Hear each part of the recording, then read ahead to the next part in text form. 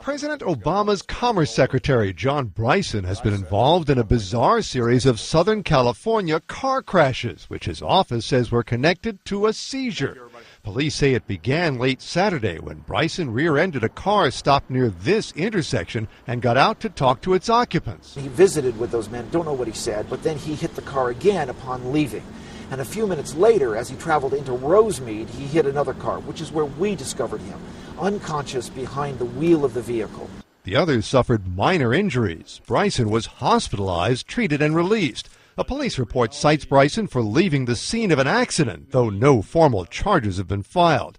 And strangely, the man who nominated him just last year didn't find out till a day and a half later. He learned about this incident this morning. He is concerned about Secretary Bryson's health and broadly about the incident. While Bryson's Lexus remained parked in the driveway of his L.A. area home, questions multiplied. How common is it for a cabinet secretary to drive alone without a security detail? And can a seizure of any kind explain all of what happened?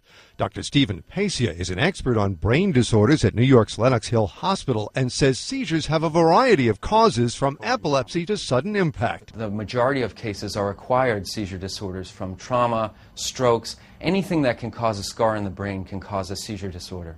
And while not speculating on Bryson, he says it's possible for victims to seem normal for a time. People may have numerous seizures in a row, and so you could have, say, a 30-second seizure followed by a fairly lucid interval followed by another seizure. So this complicates the issue of trying to understand the timeline. Meantime, aides say Bryson has limited recall of Saturday's events, and though he has no history of seizures, is being monitored by doctors for the time being. For the president, the good news is that John Bryson is hardly a household name.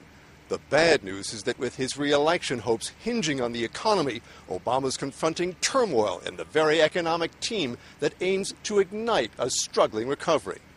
Mark Smith, The Associated Press, the White House.